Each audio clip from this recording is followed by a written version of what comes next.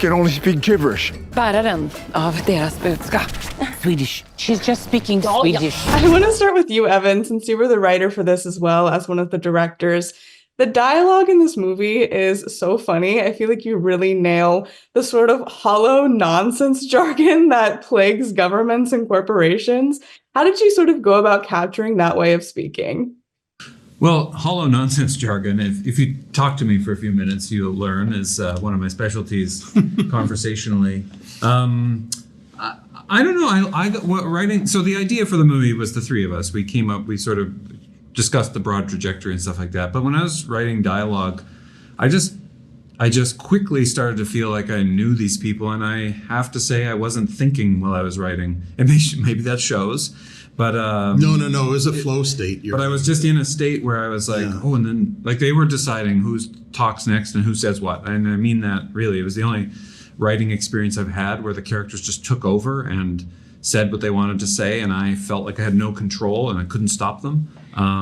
So I don't know if I am a mimic as a writer sometimes. I don't have my own style, so I probably had tried to watch actual politicians stumbling through statements where they're trying to avoid saying anything and just let that flow through me. But I'm not, to be honest, I'm not quite sure. It wasn't very conscious, the whole process. Well, it was definitely effective. And by the way, biggest compliment, hollow nonsense jargon. I feel like it's really hard to sort of capture that. Oh, thank you. I want to talk about some of the creative choices, starting with the lighting, because there are a lot of really interesting, bold decisions there, from the black and white sequence to the really intense sort of orange fog. What sort of went into choosing each of those very sort of bold lighting choices?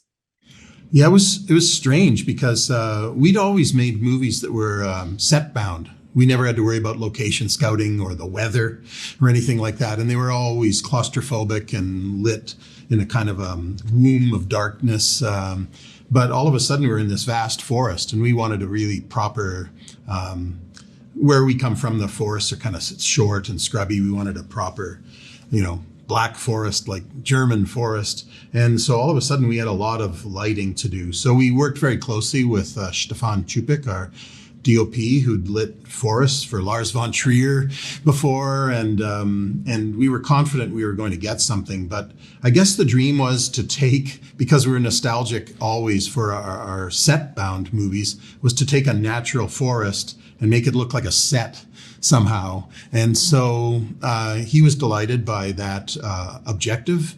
And there are times where it really does feel like we've just got magnificent sets, but they aren't digitally altered in any way. It's just the forest, but it's just lit a certain way. And then the rest is technically boring, big cherry pickers with lights that can light up the world. As a matter of fact, one of the most delightful, charming moments was at 4 a.m. once we had all the lights on. It was still nocturnal looking, but the lights were blasting toward the camera, and it woke up all the birds who thought it was sunrise, and they started singing, the poor things. They must have gotten a good night's sleep.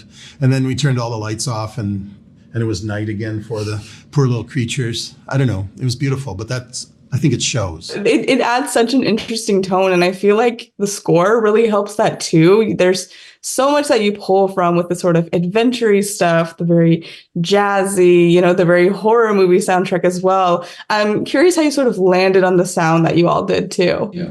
Well, we knew we had sort of made a comedy, but we didn't want a soundtrack that had a bunch of, ba-dum-chings to it. We thought it would be funnier if this movie thought it was a serious movie, a serious adventure movie, or a serious melodrama.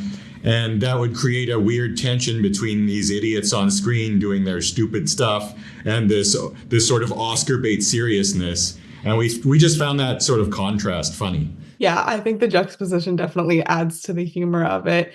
I also really can't not talk about the brain, because that's one of the most interesting props I've seen in a hot minute.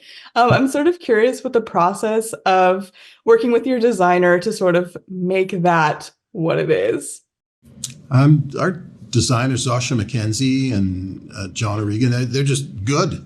And we just told them we want a brain the size of a hatchback.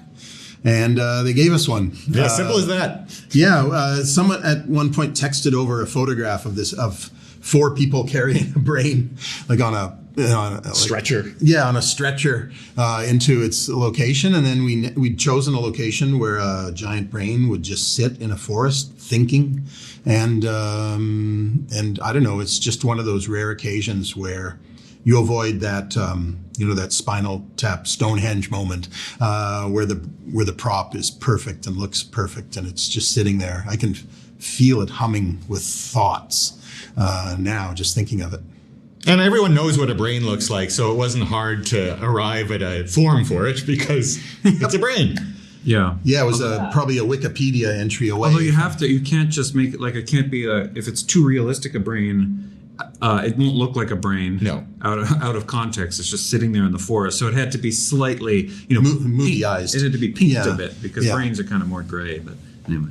No, that's so fair. I also had the impulse to just like touch it. Like, what was it made out of? I'm so curious about that. Brain material.